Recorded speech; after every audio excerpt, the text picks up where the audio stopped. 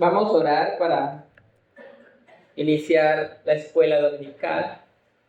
Padre, te damos gracias por tu amor, gracias por la paz y el gozo, gracias por un día más que nos permites vivir. Y por este día, Señor, porque es un día especial, el día del Señor, el día de reposo, el día que tú has diseñado para que nosotros, tu pueblo, tu iglesia, alabe y glorifique tu nombre.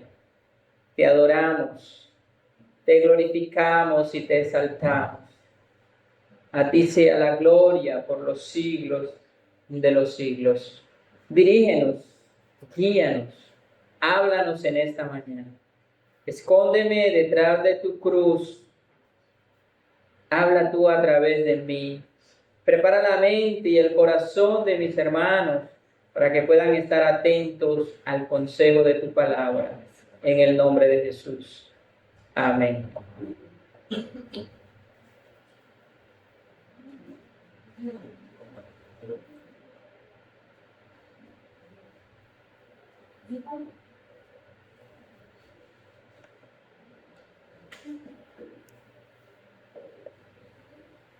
Nuestro texto que estamos colocando como base es el Salmos 24:1. Bueno, el tema en la mañana de hoy es riquezas, avaricia e idolatría. Para los que están tomando notas y para toda la iglesia es importante saber a dónde estamos apuntando. Riquezas, avaricia e idolatría. Libro de Salmos, capítulo 24, versículo 1, dice: de Jehová es la tierra y su plenitud, el mundo y los que en él habitan. Ageos, capítulo 2, versículo 8, dice: mía es la plata y mío es el oro, dice Jehová de los ejércitos. Ageos 2:8. Estos textos afirman que Dios es el dueño de todas las cosas. De allí podemos afirmar que nosotros somos solo administradores de los bienes de Dios o mayordomo. Es el tema que estamos tratando. La palabra mayordomía proviene del latín mayor y domus.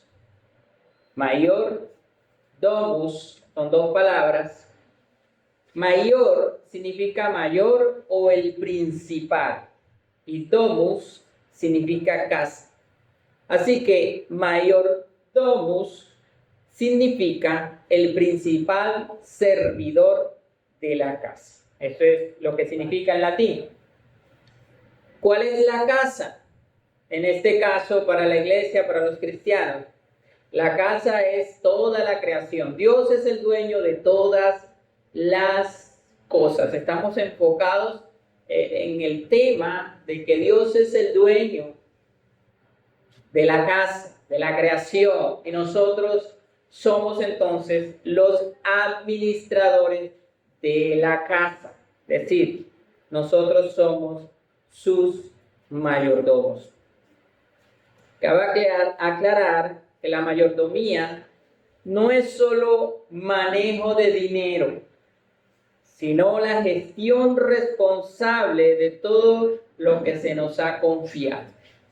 Nuevamente repito, la mayordomía no es solo manejo de dinero, sino la gestión responsable de todo lo que se nos ha confiado. Génesis capítulo 1, versículo 28. Y los bendijo Dios y les dijo: fructificad y multiplicaos, llenad la tierra y sojuzgadla y señoread en los peces del mar, en las aves de los cielos y en todas las bestias que se mueven sobre la tierra. Siendo Dios el dueño de todas las cosas, le ha dado al hombre el poder para gobernar, para sojuzgar la tierra, es decir, para ponerla a producir. Nosotros estamos aquí en esta tierra para ponerla a producir, para sojuzgarla, para sembrar, para cosechar y también para criar todos aquellos animales y bestias que son de beneficio para el ser humano. La primera pregunta que nos hacemos en esta mañana es: ¿son malas las riquezas? La segunda pregunta es: ¿puede un cristiano ser rico? Y la tercera pregunta que vamos a responder es: ¿qué es lo que Dios condena de las riquezas? Esas son las tres preguntas que vamos a responder. Pero antes de responder a la primera pregunta, quisiera definir qué es riqueza. En palabras sencillas, las riquezas son las posesiones de muchos bienes materiales, bien sea propiedad, dinero, máquinas o equipos. Dicho de otra manera, la riqueza es la abundancia de recursos valiosos, los cuales se pueden dividir en dos categorías principales: tangibles, que son propiedades, autos, máquinas, oro, mercancía; bienes intangibles, dinero en cuentas bancarias, acciones y patentes. No sé si hay algún accionista aquí en esta mañana o alguno que haya creado algo y tiene una patente de un producto, de un software o de algo. Bueno, eso es algo intangible, pero es riqueza. Bueno, la pregunta que nos hacemos en esta mañana, la pregunta número 1 es: ¿son malas las riquezas? Todo esto que hemos mencionado. ¿Es malo tener una patente? ¿Es malo tener oro, tener plata, tener finca, ganado, todos estos recursos, autos? ¿Es malo tener esto? Una respuesta muy corta es no. En la Biblia no se condenan la riqueza. Veamos unos ejemplos de hombres ricos en la Biblia. Génesis capítulo 13, versículo 2. Génesis capítulo 13, versículo 2. Y Abraham era riquísimo en ganado, en plata y en oro. Sí, muy bien. Abraham era riquísimo. Eso tiene como una preponderancia. No dice simplemente que era rico, sino que era riquísimo. Podríamos decir que era millonario o multimillonario. Es una persona que tiene demasiada riqueza. Abraham era riquísimo. Vemos que Abraham era un hombre rico. Dios lo bendijo. Además, era un hombre justo. Era un hombre justo, un hombre temeroso de Dios. Job capítulo 1, versículo 3. Y aquí vamos a ver un hacendado. Este sí es un hombre de una hacienda muy grande. Job capítulo 1, versículo 3. Su hacienda era 7,000 ovejas, 3,000 camellos, 500 yuntas de bueyes, 500 asnas y muchísimos criados. Y era aquel varón más grande que todos los orientales. ¿Cómo era la hacienda de Job? Era una mega hacienda. Era un hombre riquísimo. En el texto 1 dice que era temeroso de Dios y apartado del mal. De aquí podemos afirmar que Dios no condena las riquezas ni el ser rico. Sin embargo, en el Nuevo Testamento vemos una aparente oposición de Jesús con la riqueza. Ahora vamos a ver esos textos. Mateo capítulo 6, versículo 19. Mateo capítulo 6, versículo 19. No os hagáis tesoro en la tierra, donde la polilla y el orín corrompen, y donde ladrones minan y hurtan. Aquí lo que Jesús prohíbe es la confianza en las riquezas. Eso es lo que Dios está prohibiendo. En Mateo capítulo 6, versículo 24, ninguno puede servir a dos señores, porque o amará al uno, nuevamente lo leo, ninguno puede servir a dos señores, porque o aborrecerá al uno y amará al otro, o estimará al uno y menospreciará al otro. No podéis servir a Dios y a la riqueza. El mismo texto indica que un señor es Dios y el otro señor es o son las riquezas. De manera que lo que se condena en este texto es la idolatría, servir o girar nuestra vida en torno de o vivir para o vivimos para Dios o vivimos para la riqueza. Y automáticamente el servicio a uno anula el servicio al otro. O servimos a Dios o servimos a la riqueza. Es decir, o vivimos para Dios o vivimos para las riquezas. Eso es idolatría. Lo que Jesús está condenando aquí es la idolatría. Lucas capítulo 12, versículo 15. Lucas 12, 15.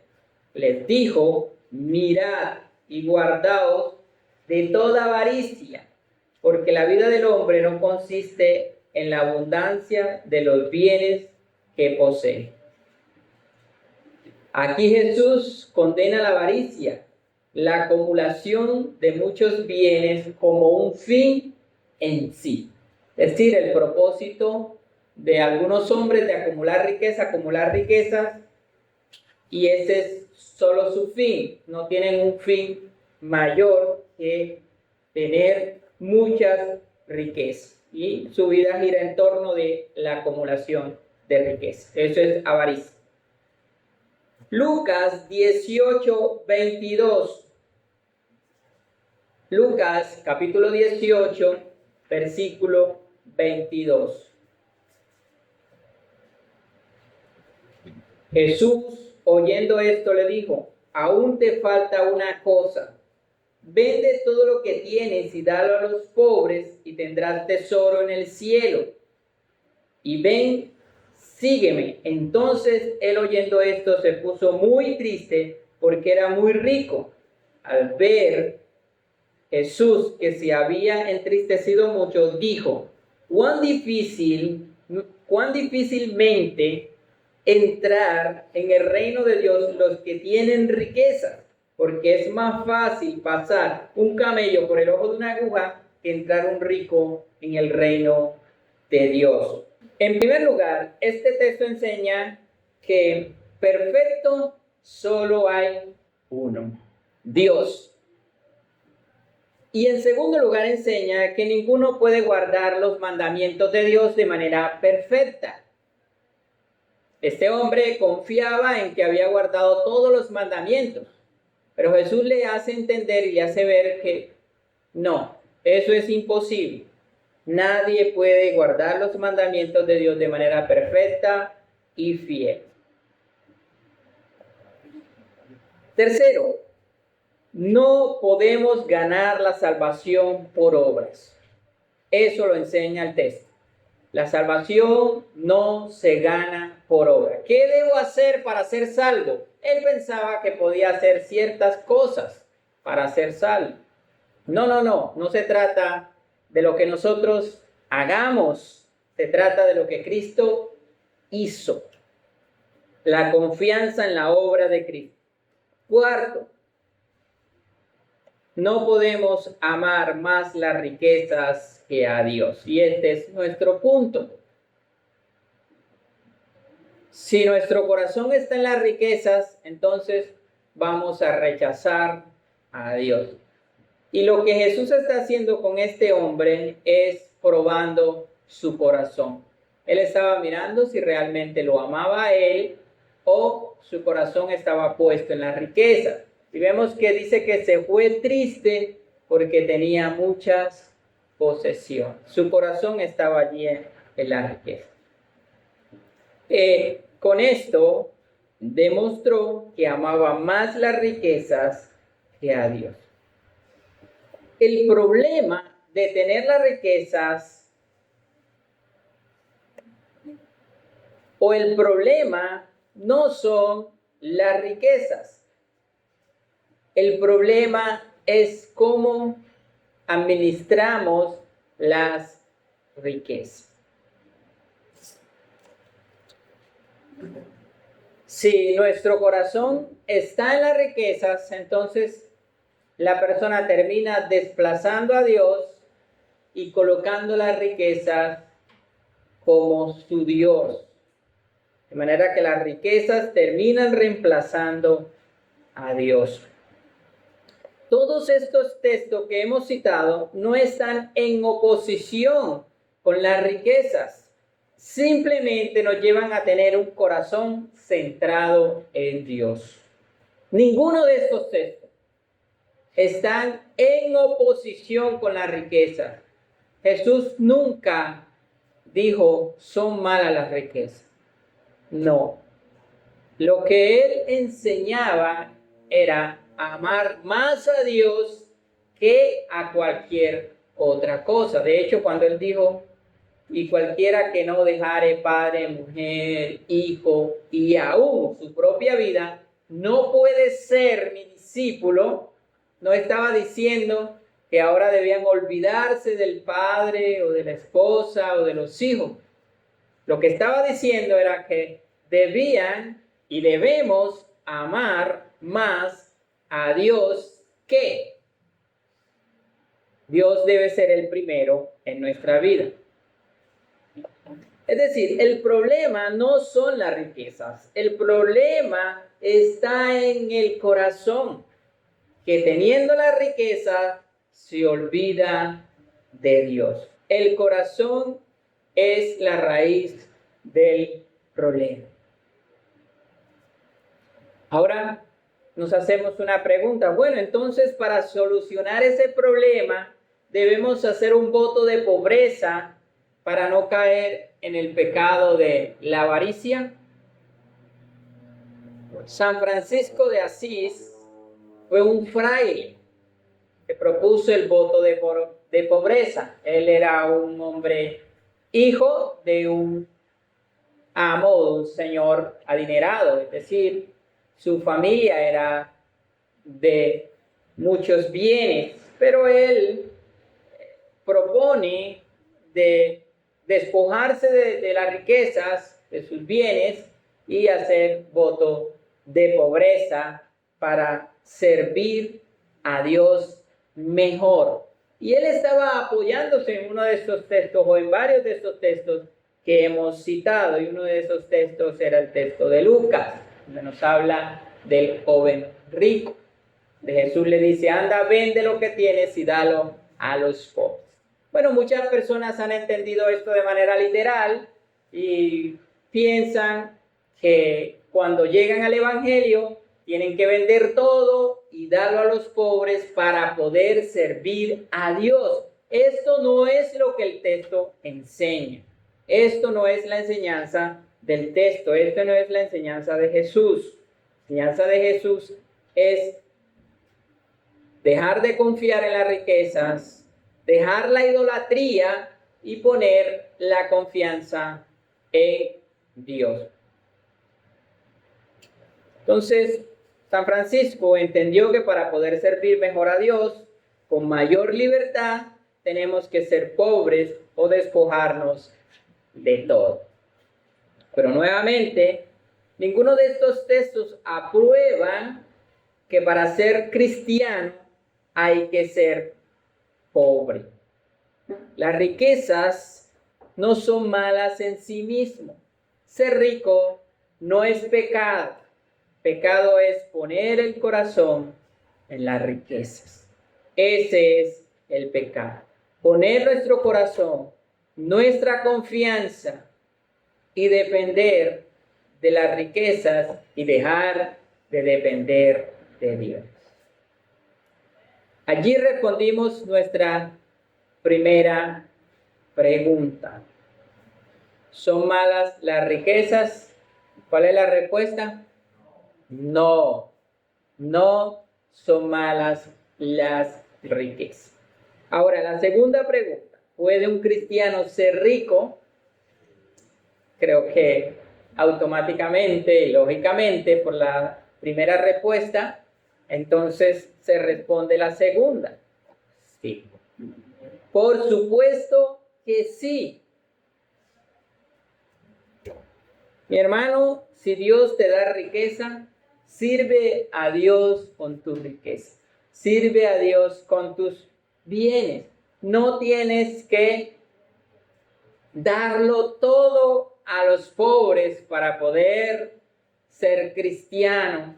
O no tienes que quedar pobre para entonces servir a Dios. Puedes servir a Dios con tus bienes, con tu riqueza.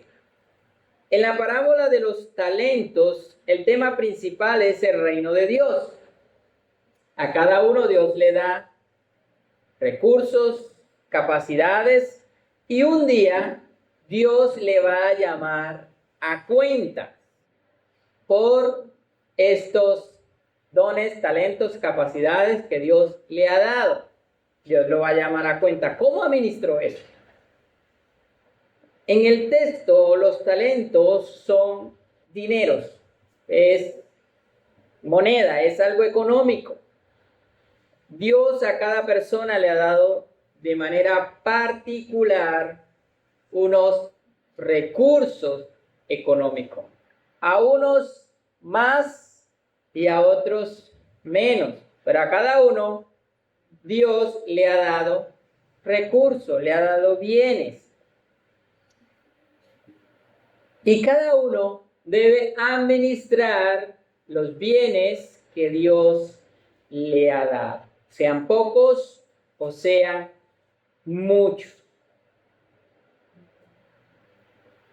En Proverbios capítulo 22, versículo 2 dice, el rico y el pobre se encuentran, ambos los hizo Dios. Desde esta perspectiva, Mateo capítulo 25 y Proverbios capítulo 22, Dios ha hecho al rico y ha hecho al pobre. Es decir, que siempre van a haber ricos, siempre van a haber pobres, siempre van a haber personas que tienen más y siempre van a haber personas que tienen menos. Dios ha hecho a ambas personas. Pero desde la perspectiva de los talentos, lo que Dios exige es que seamos buenos administradores de lo que Dios nos ha dado. No simplemente tiene que ser bienes, riquezas, no. Dios nos ha dado muchas cosas, capacidades, dones, talentos, muchas cosas Dios nos ha dado.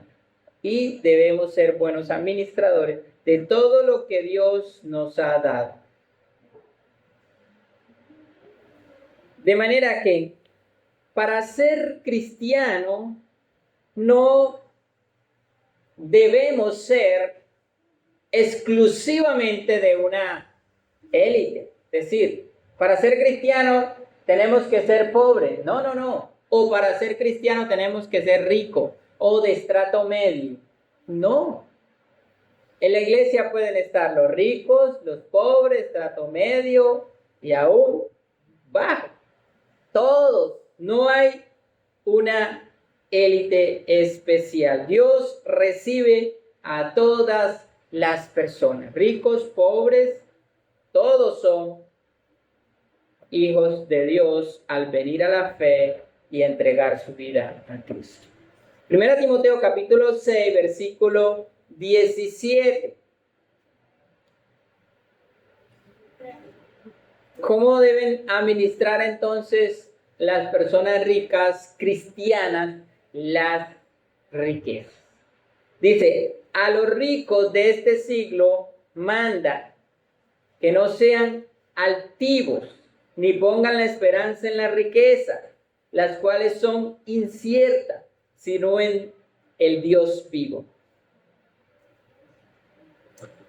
que nos da todas las cosas en abundancia para que las disfrutemos, que hagan bien, que sean ricos en buenas obras, dadivosos, generosos, atesorando para sí buen fundamento para lo porvenir, que eche mano de la vida eterna. Entonces, si hay una persona que tiene muchas riquezas, muchos bienes, ¿cómo debe administrarlos? Bueno, debe ser rico ¿en qué? En generosidad, rico en dádivas. Debe ser una persona generosa.